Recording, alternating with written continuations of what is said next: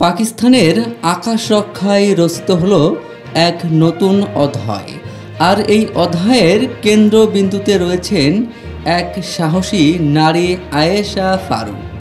পাকিস্তান বিমান বাহিনীর ইতিহাসে তিনি প্রথম যুদ্ধপ্রস্তুত নারী ফাইটার পাইলট, যিনি 6 মে রাতের নিঃশব্দ আকাশে নজিরবিহীন সাহসিকতায় ভারতীয় বিমান বাহিনীর রাফাল যুদ্ধবিমান ভূপাতিত করে গোটা বিশ্বকে তাক লাগিয়ে দেন।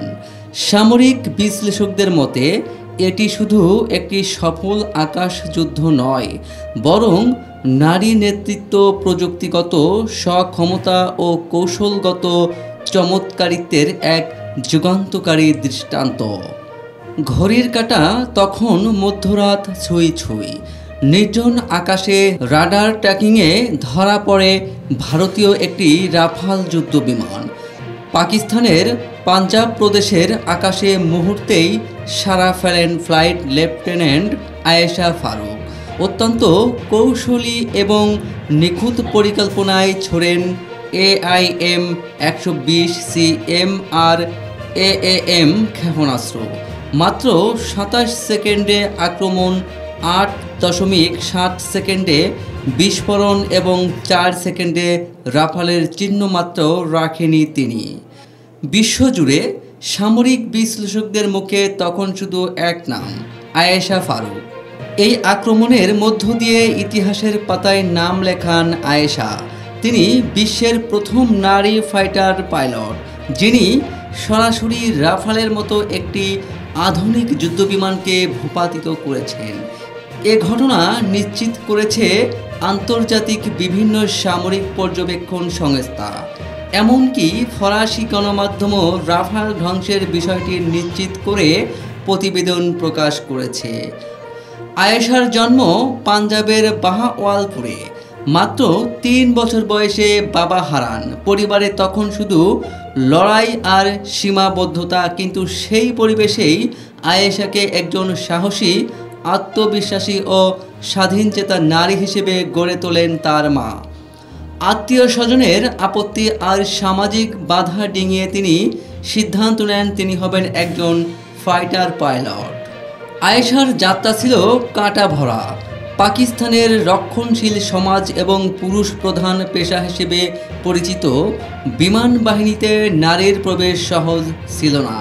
ফ্লাইট একাডেমিতে ভর্তি হওয়ার পর তাকে শুনতে হয়েছে নানা কটু কথা।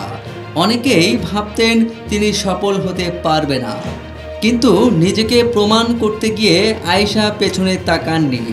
কঠিন প্রশিক্ষণ, 14 থেকে 18 ঘন্টার পরিশ্রম, মানসিক চাপ, সব কিছু মোকাবেলা করেই হয়ে ওঠেন তিনি পাকিস্তানের সবচেয়ে দক্ষ পাইলটদের একজন।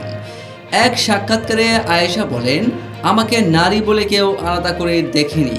এখানে সবাইকেই যোগ্যতার ভিত্তিতে মূল্যায়ন করা হয়। যুদ্ধবিমান চালানো কোনো বিলাসিতা নয়, এটা দায়িত্ব, এটা প্রতিজ্ঞা। তিনি জানান, প্রতিদিন ভোর 4টায় দিনের শুরু হয়। ফ্লাইট ব্রিফিং, প্রশিক্ষণ এবং বিশ্লেষণ মিলিয়ে প্রায় রাত 12টা পর্যন্ত চলে এ কাজ। বর্তমানে পাকিস্তান বিমান বাহিনীতে 316 জন নারী কাজ করেছেন, যাদের মধ্যে 16 জন পাইলট। তবে ফাইটার জেট চালানোর মতো সক্ষমতা অর্জন করেছেন মাত্র 5 জন। আর যুদ্ধক্ষেত্রে প্রস্তুত এমন একমাত্র নারী হলেন আয়েশা ফারুক। ফলে তার এই বিজয় শুধু পাকিস্তানের সামরিক শক্তির জন্য নয়, বরং নারীর ক্ষমতায়নের এক বড় নিদর্শন। পাকিস্তান সহ দক্ষিণ এশিয়ার দেশগুলোতে এখনও নারীকে যুদ্ধক্ষেত্রে ভাবা হয় অস্বাভাবিক, কিন্তু আয়েশার সাফল্য দেখিয়ে দিয়েছে সাহস, মেধা ও পরিশ্রম থাকলে নারীও হতে পারে দেশের প্রহরী। তিনি শুধু একটি রাফাল ধ্বংস করেননি, ভেঙেছেন পুরুষতান্ত্রিক সমাজের অহংকারও। ফ্লাইট লেফটেন্যান্ট আয়েশা ফারুক এখন কেবল পাকিস্তানের নয়, বিশ্ব সামরিক ইতিহাসেও এক অনন্য নাম। তার এই অভিযান প্রমাণ করে দিয়েছে যুদ্ধক্ষেত্রে জয়লাভের জন্য লিঙ্গ নয়, প্রয়োজন দৃঢ় সংকল্প, কঠিন পরিশ্রম ও সাহসিকতার। আয়েশার গল্প আজ অনুপ্রেরণা বিশ্বজুড়ে লক্ষ নারীর জন্য। মোসাফ ঘাটির প্রশিক্ষণ প্রাঙ্গণে দাঁড়িয়ে পুরনো এক সাক্ষাৎকারে আয়েশা বলেছিলেন, আমি কোনো বিশেষ পরিচয়ে নিজেকে দেখিনি। আমাদের কাঁধে একই ভার, পায়ের নিচে একই মাটি। যুদ্ধ ও উত্তেজনায় ভরা এই অঞ্চলে সদা প্রস্তুত থাকতে হয়, এটাই আমার নিয়ম। আয়েশার কথাই স্পষ্ট, এই যুদ্ধের আকাশে তিনি এসেছেন সৌন্দর্যের মোহ নয়, তাকে টেনেছে দায়িত্বের ডাক। তাই যুদ্ধ বিমান নয়, যেন এক জীবন্ত অঙ্গীকারে পরিণত হয়েছে তিনি দেশ রক্ষার পাহারায়। সূত্র গ্লোবাল ডিফেন্স কর্প জার্নাল ও রয়টার্স।